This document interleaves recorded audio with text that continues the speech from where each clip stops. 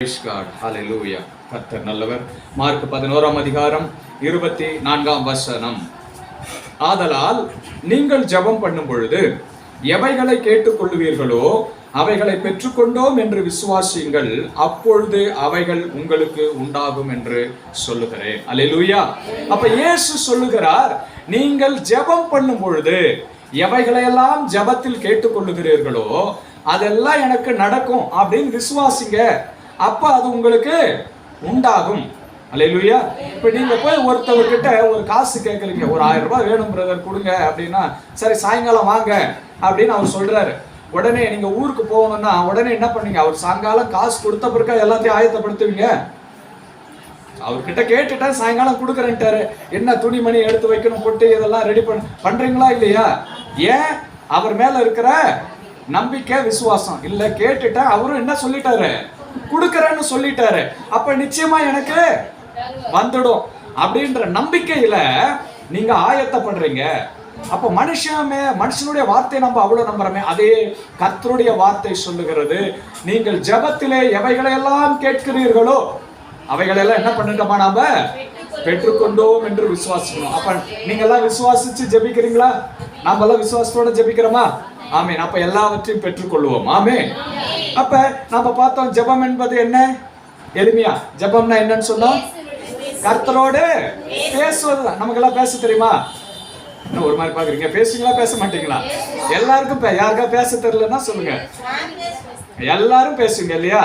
அப்போ மனிதர்களோடு நம்ம அவ்வளவு பேசுறோம். ஏசப்பாட்ட கொஞ்ச நேரம் பேசுங்க. நேத்து யார் யாரெல்லாம் ஏசப்பாட்ட பேசுனீங்க? எல்லாம் பேசுனீங்களா? Very good, very good. அல்லேலூயா. ஏசப்பான்னு கூப்பிட்டாலே அது ஒரு பெரிய ஜெபம் தான் பாருங்க. அப்போ ஜெபத்துல தனி ஜெபம் இருக்கிறது, குழுவாய் சேர்ந்து ஜெபிக்கிற ஜெபம் இருக்கிறது, சபையாய் கூடி ஜெபிக்கிற ஜெபம் இருக்கிறது. அதை குறித்து சுருக்கமா நம்ம ஒரு காரியங்களை பார்க்கலாம். தனி ஜெபம் பாருங்க ரொம்ப ரொம்ப முக்கியம். ஒரு மனுஷன் தனியா உட்காந்து பேசினா உலகம் என்ன சொல்லும்? பைத்தியம் சொல்லிடும். ஆனா நீங்க தனியா உட்காந்து ஏசப்பாட்ட பேசினா அது உங்களுக்கு ஆசீர்வாதம். அல்லேலூயா. அப்போ நம்ம தனி ஜெபம் என்பது கர்த்தரோடு தனிப்பட்ட விதத்துல நாம் பேசி பழக வேண்டிய ஒரு காரியமா இருக்கிறது. ஏன்னா தனி ஜெபத்துல தான் நம்மளுடைய பாவங்கள் இருந்தா அதை அறிக்கை பண்ணலாம், நன்றி சொல்லி ஜெபிக்கலாம், தேவனை துதிச்சு ஜெபிக்கலாம். நீங்க எப்படியெல்லாம் ஜெபிக்கிறீங்க விரும்புறீங்களோ அப்படியெல்லாம் என்ன பண்ணலாம்? நீங்கள் தனிப்பட்ட ஜெபத்துல கர்த்தரோடு பேசலாம், ஜெபிக்கலாம். அல்லேலூயா. பாருங்க, கர்த்தருடைய இந்த தனிப்பட்ட ஜெபத்துல கூட அதிகாலை ஜெபம் மிகவும் அவசியமா இருக்கிறது. என்னங்க பிரதர்? சரி சரி சரி, அங்க முன்னாடி இருக்காங்க பாருங்க. இந்த தனிப்பட்ட ஜெபத்துல கூட எப்ப ஜெபிக்கணுமா? எல்லா நேரத்திலையும் ஜெபிக்கலாம். மதியம் ஜெபம் பண்ண ஆண்டவர் வேணாம்னு சொல்லுவாரா? இல்ல. சாயங்காலம் ஜெபம் பண்ணா, நைட்டு ஜெபம் பண்ணாலும் கேட்பார். ஆனாலும் அதிகாலை ஜெபம் மிக மிக அவசியமா இருக்கிறது. பாருங்க, கர்த்தருடைய வார்த்தை நீதிமொழிகள் 8ஆம் அதிகாரம் 17ஆம் வசனம் சொல்லுகிறது, அதிகாலையில் என்னை தேடுகிறவர்கள் கண்டுகொள்ளுவார்கள். அல்லேலூயா. அதிகாலை ஜெபம் யார் யார் பண்றீங்க? மனசுலயே வச்சுக்கங்க. அல்லேலூயா. ஸ்தோத்திரம். Very good, very good. பண்ணணும், கர்த்தர் பார்க்கிறாரு. அதிகாலைன்னா எப்பங்க? 8 மணி, 4 மணி, 5 மணி, சூரியன் உதிப்பதற்கு முன்பதாக நீங்கள் ஏறெடுக்கிற ஜெபம் அதிகாலை ஜெபம் தான். பாருங்க, ஒரு வேடிக்கையா இருந்தாலும் நான் ஒரு சாட்சி சொல்றேன்.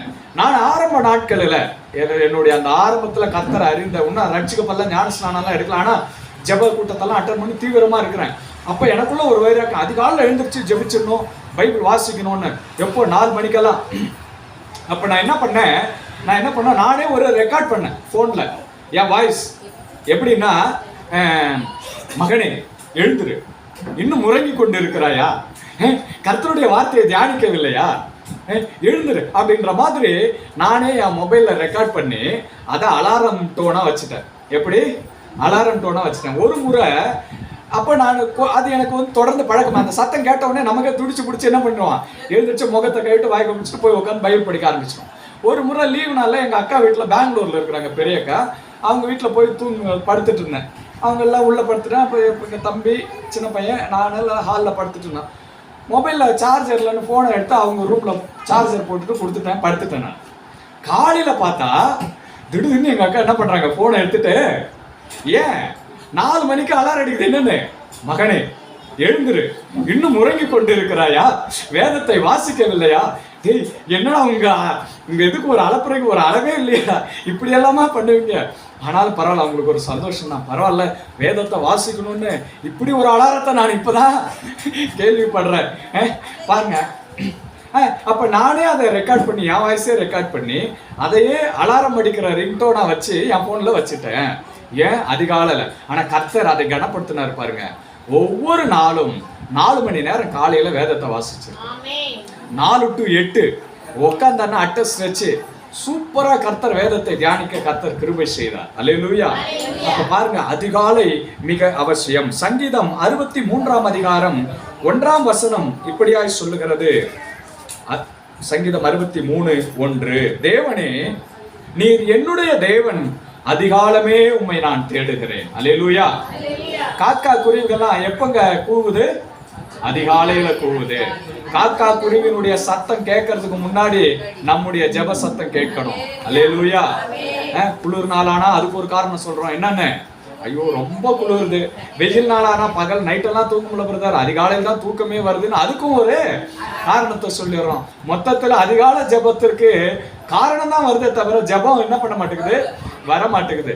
ஆனால் இன்றிலிருந்து நாம முயற்சி செய்யணும். அல்லேலூயா. யாரெல்லாம் நான் முயற்சி செய்யறேன்னு சொல்றீங்க பாப்போம், உங்க முயற்சிகளை கர்த்தர் ஆசீர்வதிப்பார். ஆமென்.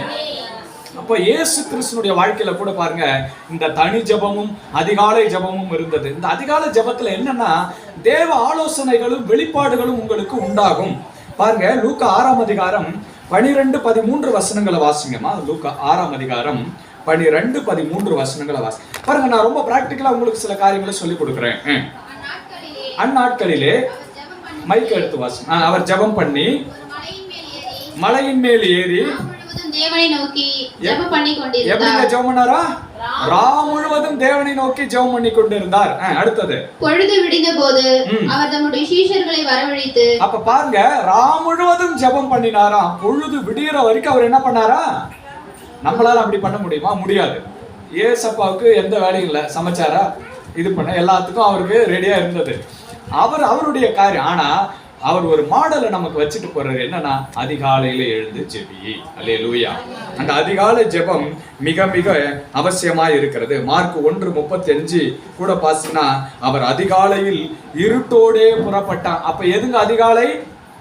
மார்க் 1ஆம் அதிகாரம் 35ஆம் வசனம். அவர் அதிகாலையிலே இருட்டோடே புறப்பட்டு, அப்படின்னா அதிகாலைன்னா எது? சூரியன் வர்றதுக்கு இன்னும் பொழுது விடியாத முன்ன இருட்டா இருக்கிற நேரம் தான் அதிகாலை ஜெபம். அந்த அதிகாலையில எழுந்து நீங்க ஜெபித்து பாருங்க, கர்த்தருடைய சத்தத்தை நீங்கள் கேட்பீர்கள். அல்லேலூயா. உங்களுக்கு எல்லாம் ஏசப்பா உங்ககிட்ட பேசணும்னு ஆசையா இருக்குதா? அவர் சத்தத்தை கேட்கணும்னு ஆசையா இருக்கா? அதிகாலை ஜெபத்தை ஸ்டார்ட் பண்ணுங்க. எவ்வளவு நேரம் பிரதர் ஜெபம்? உங்களால எவ்வளவு நேரம் முடியுமோ அவ்வளவு நேரம் ஜெபம் பண்ணுங்க.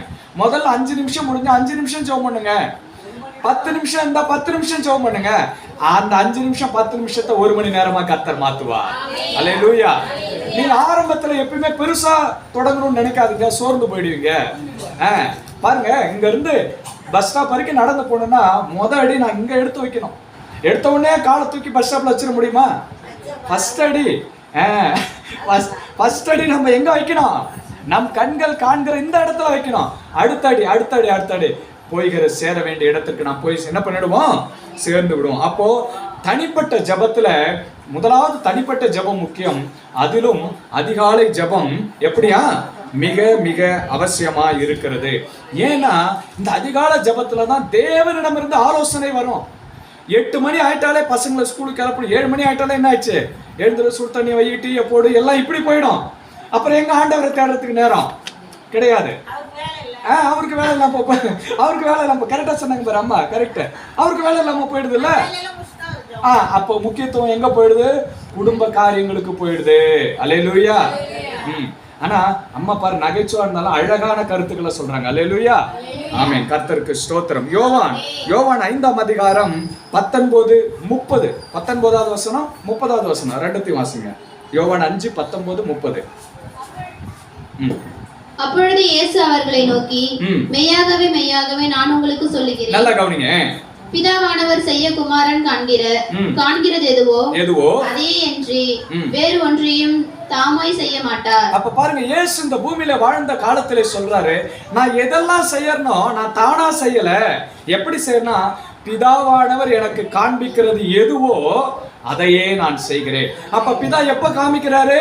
இந்த அதிகாலையிலே கர்த்தரை தேடுகிற பொழுது பிதா காண்பிக்க, மகனே இந்த நாள்ல நீ இந்த நபரை போய் சுகப்படுத்தணும், இந்த தாயாரை போய் சந்திக்கணும், இப்படி நாயின்னு ஒரு விதவை ஒருத்தங்க வருவாங்க, அவங்க மகனை நீ எழுப்பணும்.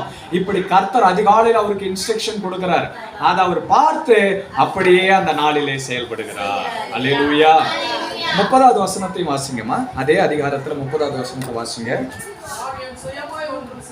நான் என் சுயமாய் ஒன்றும் செய்யாமல் நான் கேட்கிறபடியே நியாயம் தீர்க்கிறேன். நான் கேட்கிறபடியே யார்கிட்ட கேட்கிறார்? அவரு பிதாவாகிய தேவனிடத்திலே கேட்கிறார். எப்ப கேட்கிறாரு?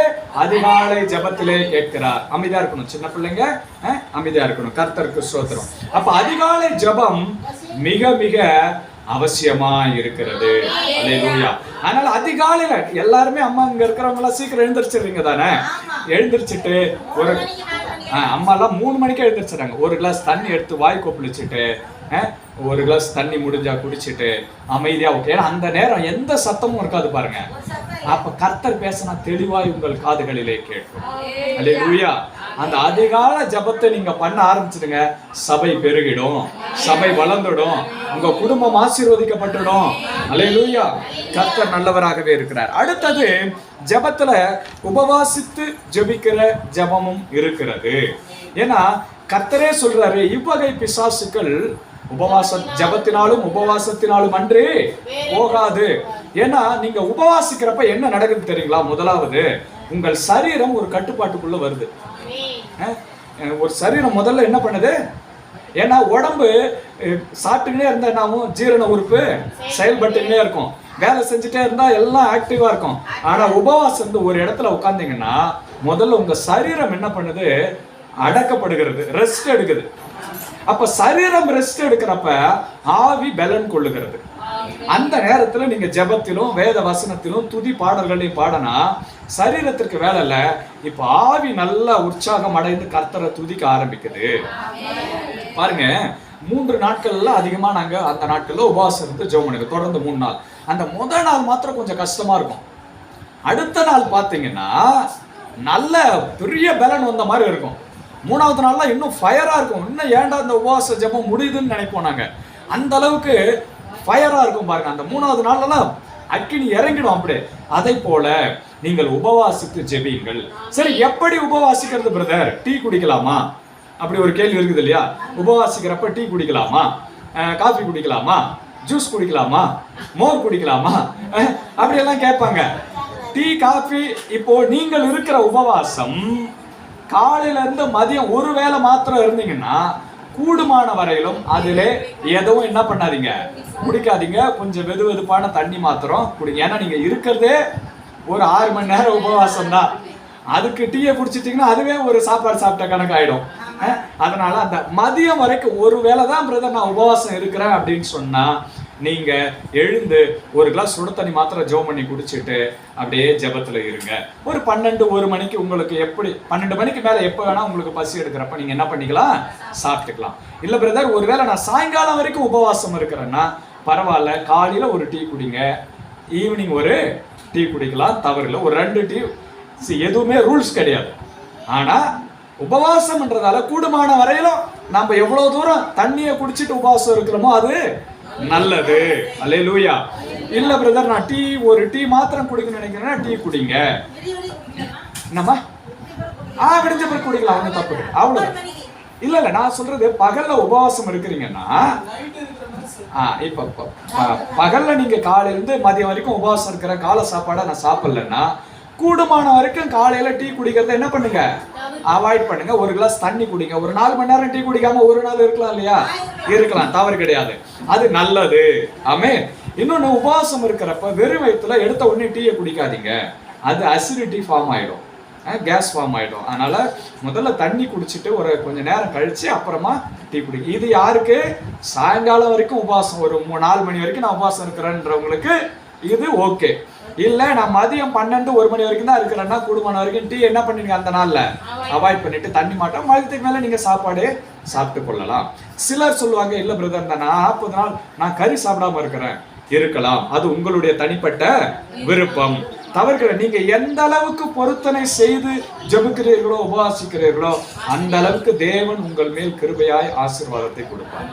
அதனால உபவாசிச்சாதான் ஆசீர்வாதம் இல்லை, ஆனால் நான் படுகிற ஒவ்வொரு பிரயாசத்திற்கும் கர்த்தரிடமிருந்து பலன் உண்டு. ஆனா இன்னொன்னு இப்ப பிரதர் சொல்லிட்டாருன்னு சொல்லிட்டு போய் உபவாசம் வந்து உடம்பு சரியில்லாயிட்டு என்ன வந்து சொல்லக்கூடாது. உங்க உடம்பு ஒத்துக்கொண்டால்தான் நீங்க என்ன பண்ணணும், உபவாசம் இருக்கு. இப்ப அம்மாவோட உடம்பு ஒத்துக்கிட்டா ஒரு வேளை உபவாசம் இருக்கலாம்.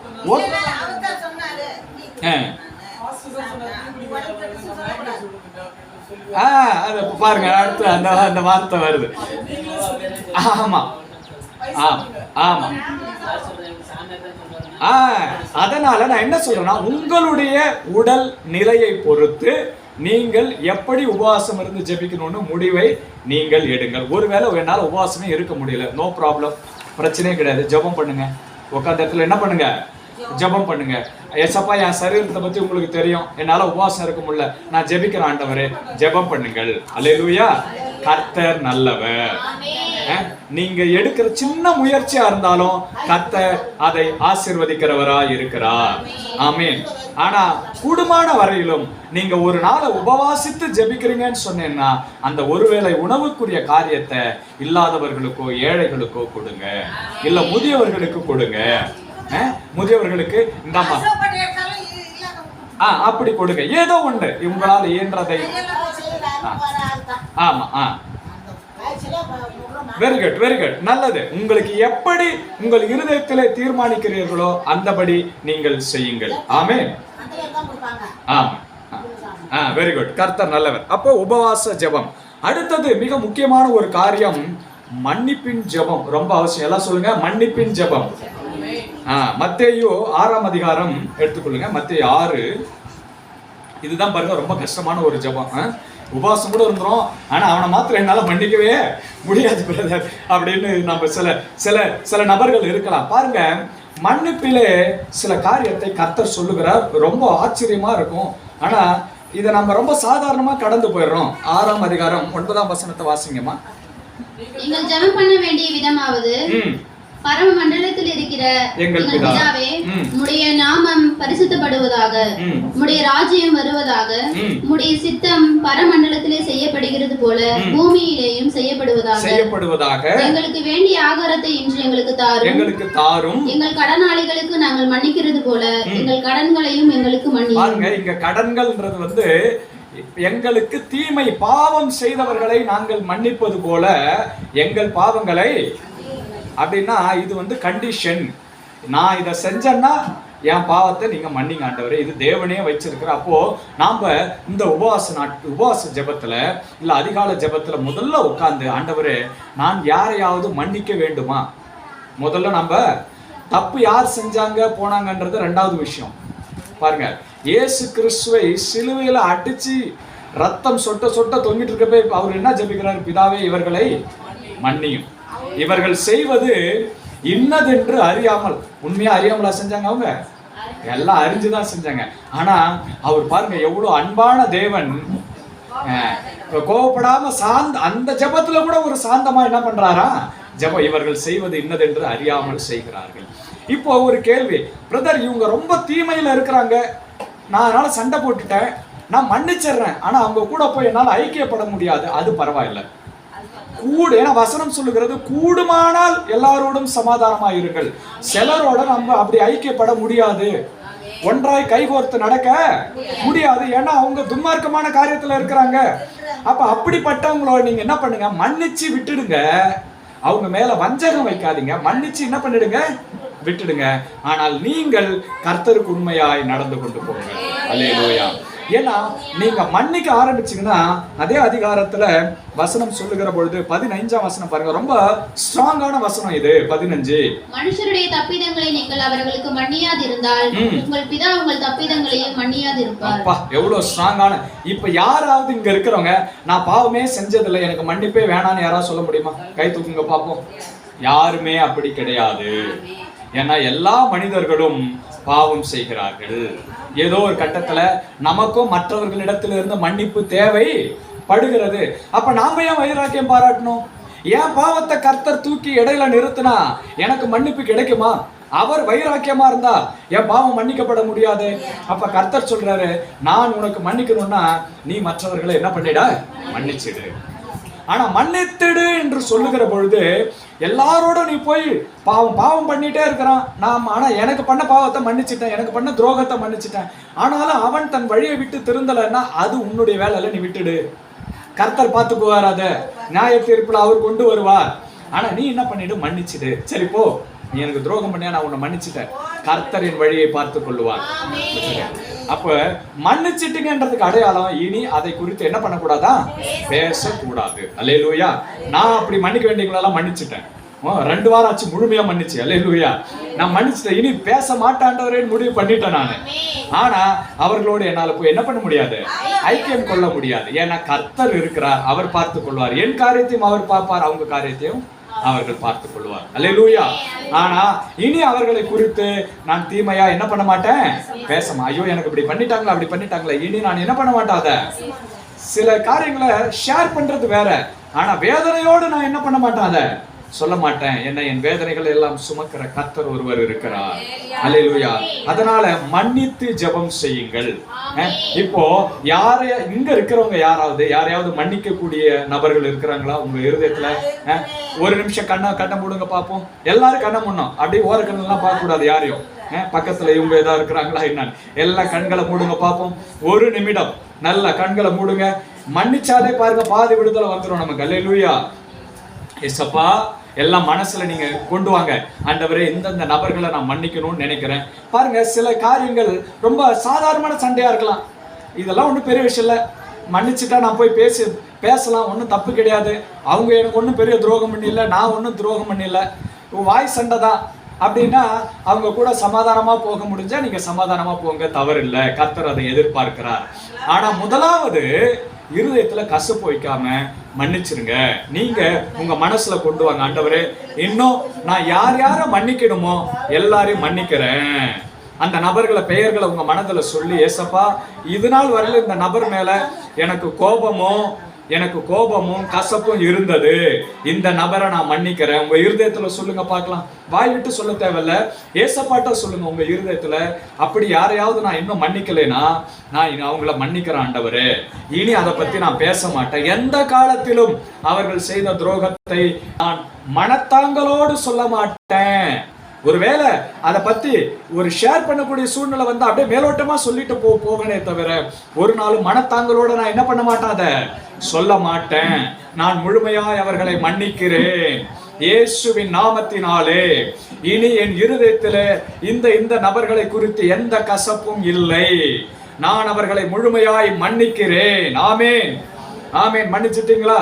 எல்லாம் மன்னிக்க வேண்டிங்களா? மன்னிச்சிட்டீங்களா? இன்னும் ஒரு 10 செகண்ட் டைம் தரேன். 10 செகண்ட் நேரம் கொடுக்குற பாருங்க. மன்னிச்சு ஜெபம் பண்ணுங்க பாப்போம். ஏசப்பா, இந்த நபர்கள் எல்லாம் நான் மன்னிச்சிடறேன் ஆண்டவரே. இவங்கெல்லாம் இப்படி பண்ணிட்டது உண்மைதான் ஆண்டவரே. என்னை காயப்படுத்தினது உண்மைதான், என்னை வேதனைப்படுத்தினது உண்மைதான். இவர்களால தான் நான் இந்த சூழ்நிலையில இருக்கிறேன்.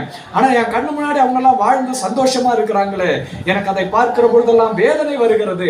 ஆனால் இந்த நாளிலே என் பாவத்தை மன்னிக்கிற கர்த்தரிடத்திலே நான் அறிக்கை செய்கிறேன். கர்த்தாவே, அவர்கள் எல்லாம் நான் மன்னிச்சுட்டேன் ஆண்டவரே.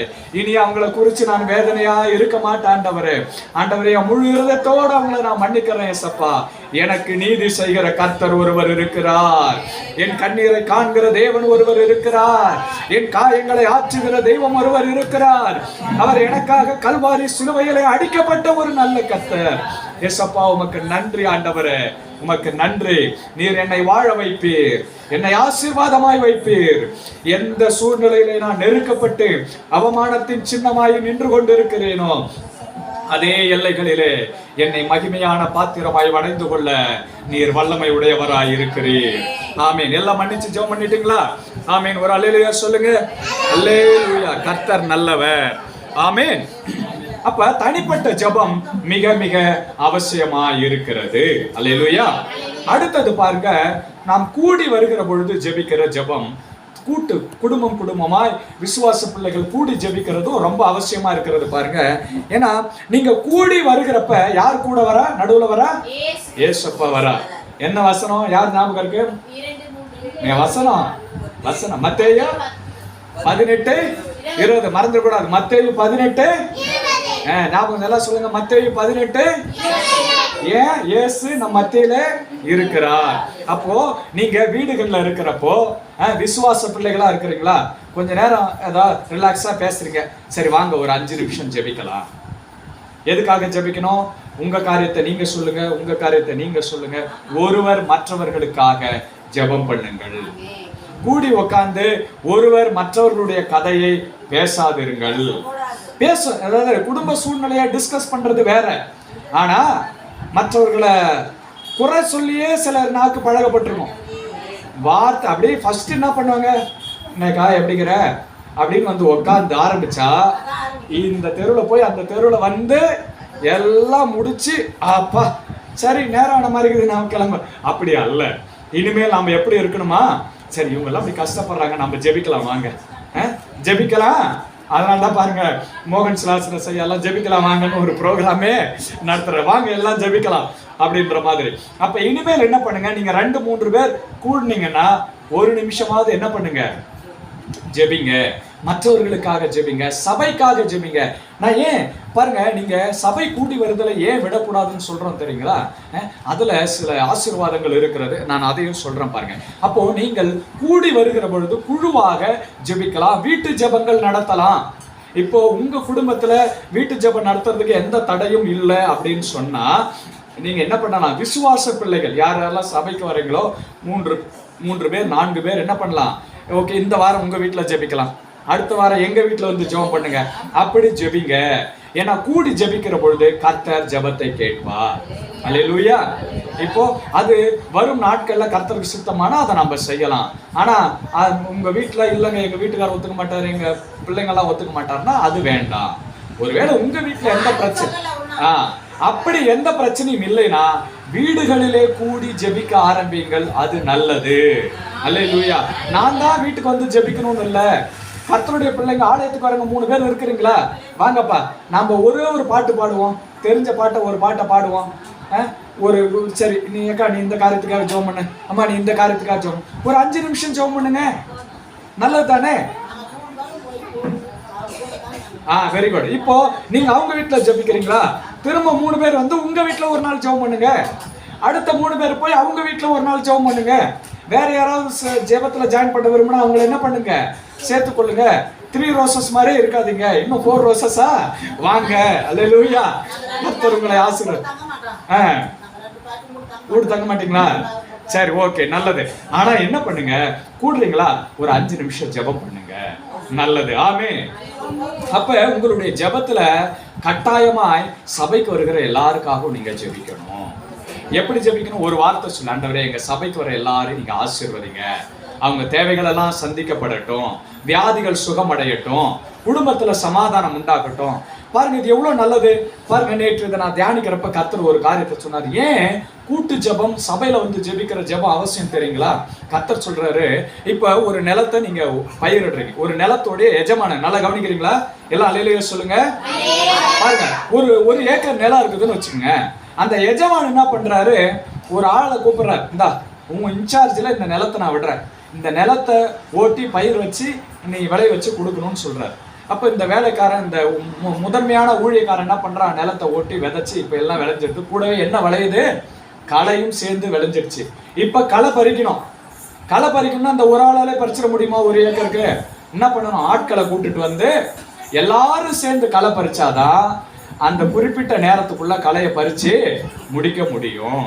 அதை போலதான் நீங்க சபைக்கு வருகிற எல்லாருக்காகவும் ஜெபிக்கிற பொழுது, இப்ப பாருங்க எல்லாரும் இன்னைக்கு அம்மா ஜெபிக்கிறாங்க, ஏசப்பா உங்க தனி ஜெபத்துல ஜெபிக்கிறாங்கன்னு வச்சுங்க, ஏசப்பா எங்க சபைக்கு வர எல்லாரையும் ஆசீர்வதிங்க, அவங்க குடும்பத்துல இருக்கிற கஷ்டம் கவலை எல்லாம் நீங்கட்டும், வியாதி பிணியெல்லாம் நீங்கட்டும் ஜெபிக்கிறாங்க. இப்ப அந்த ஜெபத்தை கர்த்தர் கேட்கிறாரா இல்லையா? ரைட்.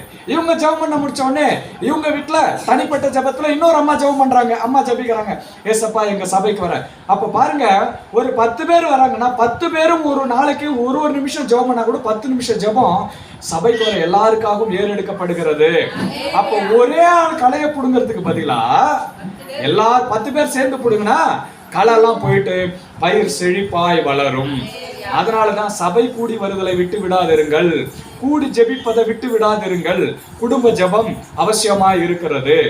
இப்ப நான் ஒரே ஆளே எல்லாருக்கும் ஜெபம் பண்ணா நான் என்ன பண்ணிவிடுவேன்? சோர்ந்து போயிடுவேன். ஆனா லேட் ஆகும். ஆனா நீங்க எல்லாரும் ஆளுக்கு ஒரு வார்த்தையை சொல்லி ஜெபிக்கிறப்ப ஆளுக்கு ஒரு 10 களையை பிடுங்கிறதுக்கு சமம். அப்ப அந்த களை எளிதாய் பிடுங்கப்பட்டு விடும். அப்ப இன்னையில இருந்து ஒரு காரியத்தை பண்ணுங்க, நீங்க வீட்டுல ஜெபிக்கிறப்ப சபைக்கு வருகிறவர்களுக்காகவும் ஜெபம் பண்ணுங்கள். ஆண்டவரே, எங்க ஆலயத்திற்கு ஒரு முறை வந்திருந்தாலும் அவங்கள நினைச்சு ஜெபிக்கிறோம். ஆண்டவரே, அவங்கள ஆசீர்வதிங்க. அவங்க குடும்பத்துல என்ன பிரச்சனை இருந்தாலும் அந்த பிரச்சனைகள் எல்லாம் மாறட்டும். ஏசப்பா, திருமண தடைகள் மாறட்டும். பிள்ளை இல்லாதவங்களுக்கு பிள்ளை கொடுங்க. கை கால் சுகமினம் இல்லாதவங்க சுகத்தை கொடுங்க. இப்படி நீங்கள் ஒவ்வொருவரும் நீங்கள் கூடி ஜெபிக்கும் சொல்லி ஜெபிக்கிற பொழுது நீ ஒவ்வொருவரும் ஒரு 10 களையை புடுங்கிறதுக்கு சமமா இருக்கிறது. எளிதாய் கர்த்தர் சபையிலே ஒரு எழுப்புதலை கொண்டு வந்து விடுவார். எளிதா எல்லாருக்கும் விடுதலை கிடைச்சிடும். அல்லேலூயா சொல்லுங்க, அல்லேலூயா.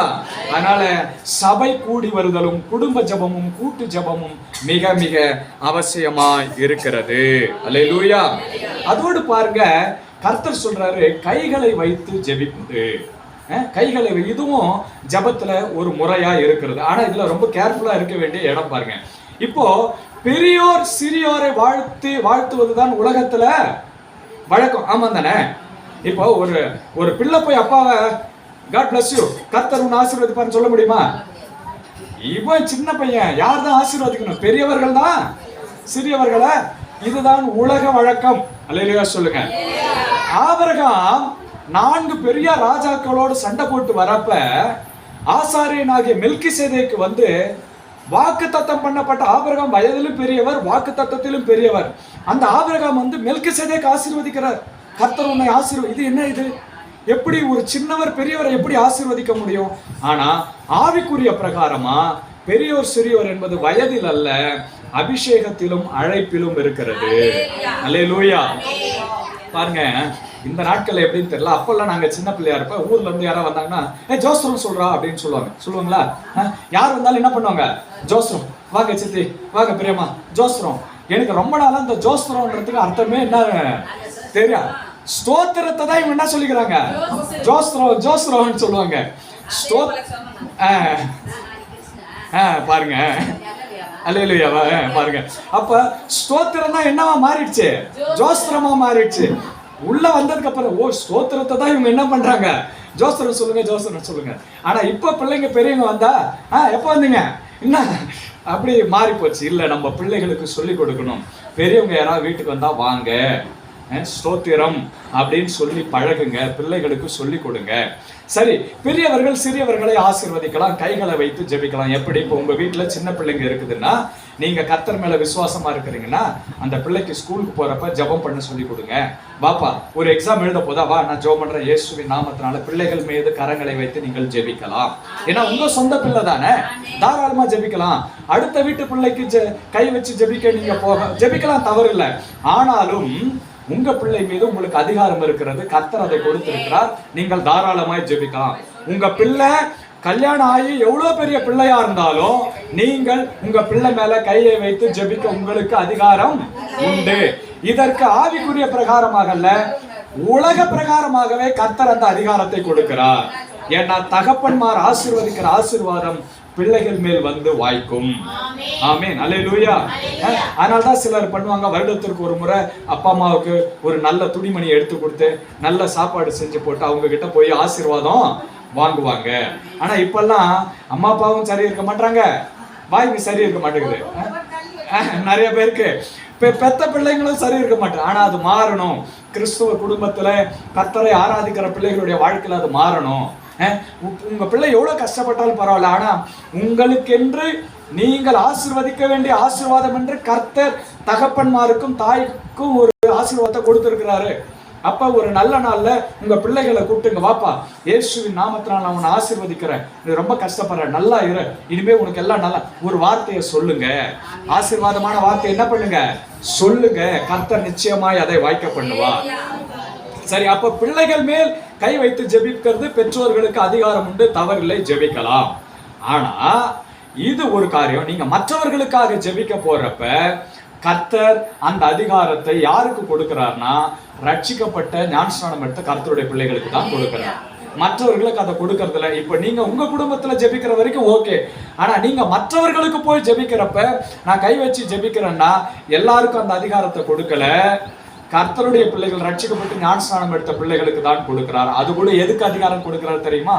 அவர்களுடைய சுகத்திற்காக ஜெபிக்கிறதுக்கு மாத்திரம்தான் அந்த அதிகாரத்தை என்ன பண்றார், கர்த்தர் கொடுக்கிறார். ஏன்னா மார்க் 16:28 சொல்லுகிறது, விசுவாசிக்கிறவர்களால் நடக்கும் அடையாளங்கள் ஆவன அப்படின்னு சொல்லி அதுல சொல்றாரு, நீங்கள் கைகளை வைப்பீர்கள், அவர்கள் வியாதிப்பட்டிருந்தால் அவங்களுக்கு என்ன ஆகுமா, சுகம் உண்டாகும். ஆனா கைகளை வைக்கிறது கூட தலைமையில போய் யார் தலையிலையும் கைய வைக்காதீங்க. ஏன்னா ஒரு சிலருக்கு கர்த்தர் அந்த அதிகாரத்தையும் அபிஷேகத்தையும், ஊழியக்காரர்களுக்கு அந்த அபிஷேகத்தை கொடுத்திருக்கிறாரு, அதிகாரத்தை கொடுத்திருக்கிறார். தலையில கை வைக்கிறது எதுக்கு சமம் தெரியுங்கன்னா, ஆவிக்குரிய பிரகாரமா ஃபுல் கண்ட்ரோலை நீங்க அந்த நபர்கிட்ட கொடுக்குறீங்க. இப்போ ஒரு தம்பி என்கிட்ட நின்று ஜெபிங்கன்னு தலையை காமிச்சா, அவருடைய ஆவிக்குரிய வாழ்க்கையை நான் கண்ட்ரோல் எடுக்கிறேன். தலை மேல கை வைக்கிறப்போ கர்த்தர் தான் அந்த கண்ட்ரோலை எடுக்கணும். கூடுமான வரைக்கும் இப்படி கை வைக்கிறதுக்கு வித்தியாசம் இருக்கு, நெத்தில கை வச்சு ஜெபிக்க வித்தியாசம் இருக்கு.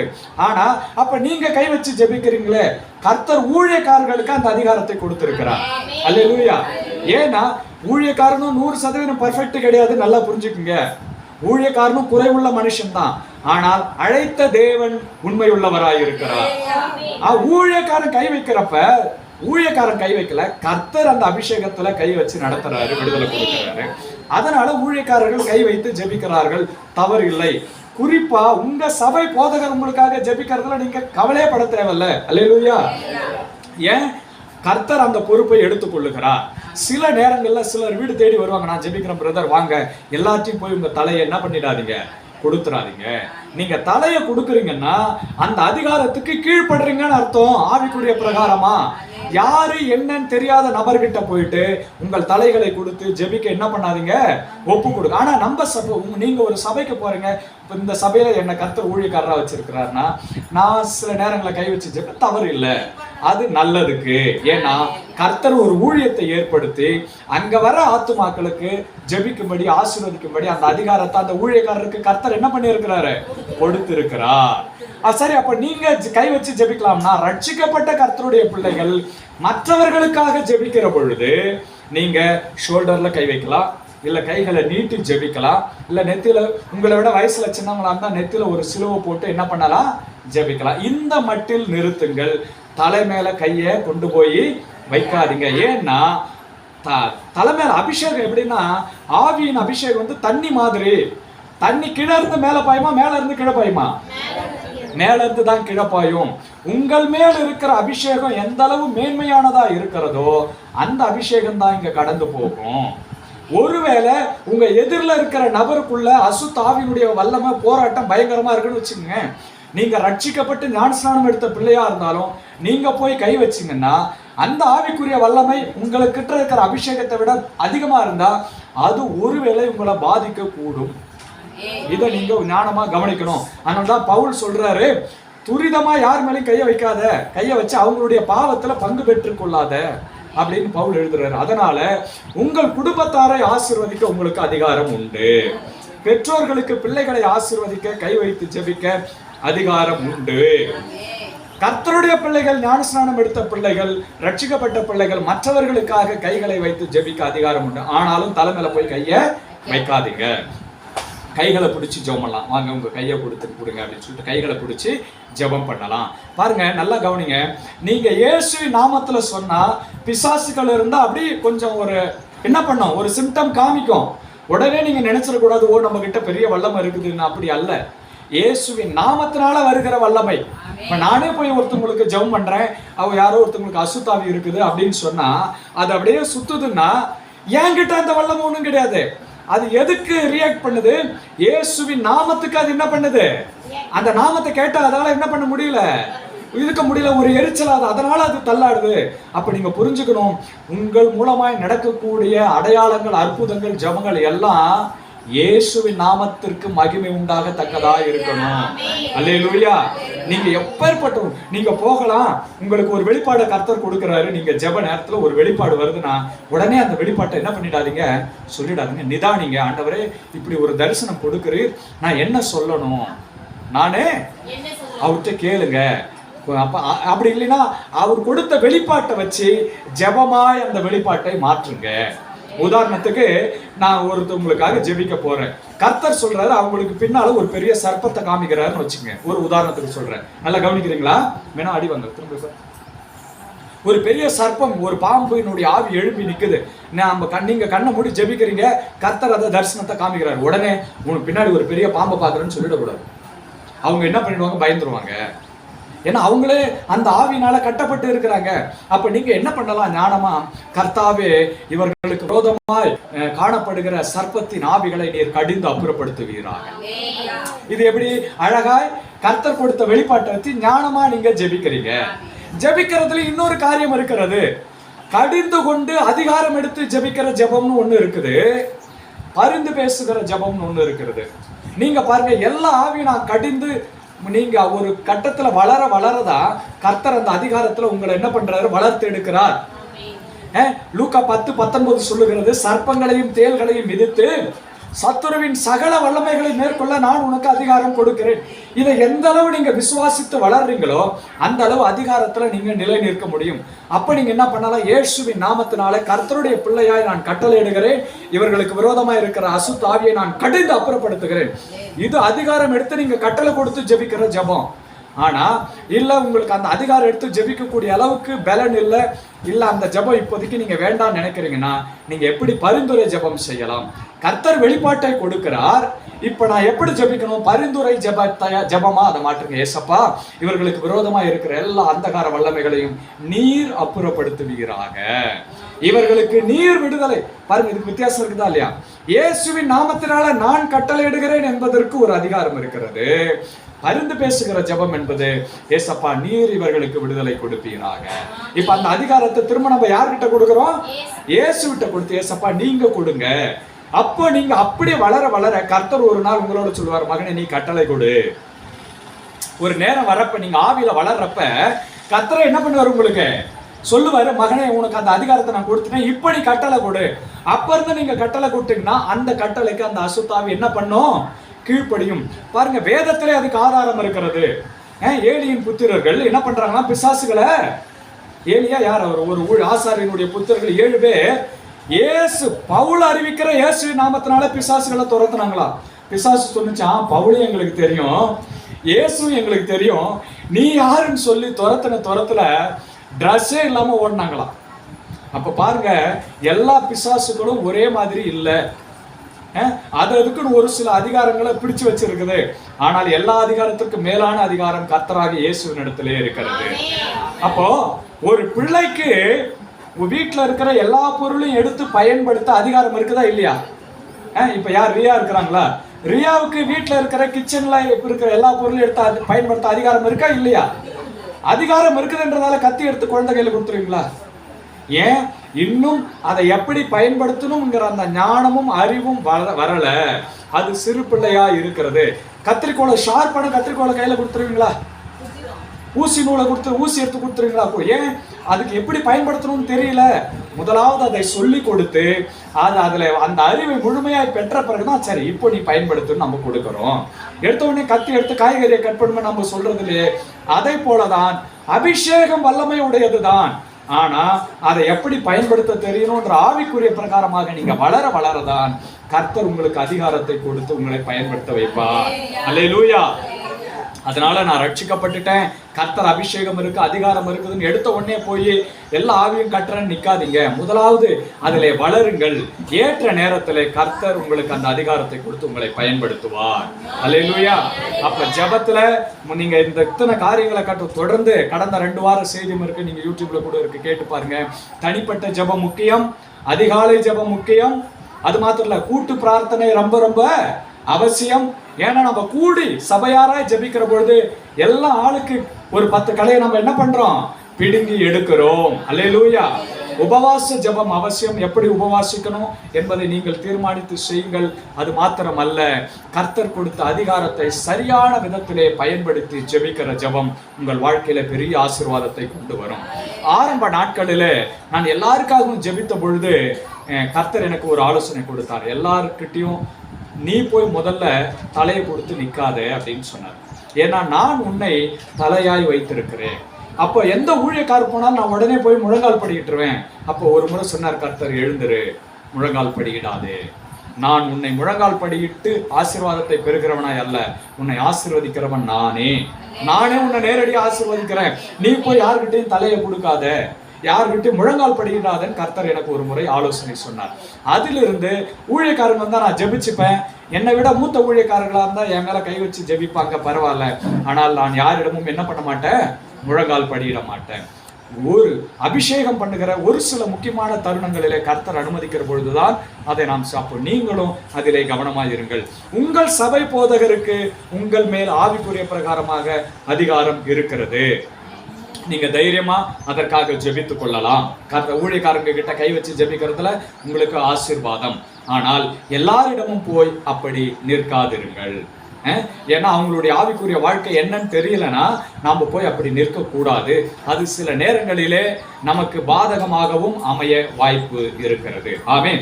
நீங்களும் மற்றவர்களுக்காக ஜெபிக்கிற பொழுது ஞானமாய் ஜெபம் பண்ணுங்கள். அல்லேலூயா. கர்த்தர் நல்லவர். நாம் எல்லாம் ஜெபிக்கும்படி எழுந்து நிற்போம். அல்லேலூயா. Praise God. ஜெபத்தை குறித்து அடிப்படையான சில காரியங்கள்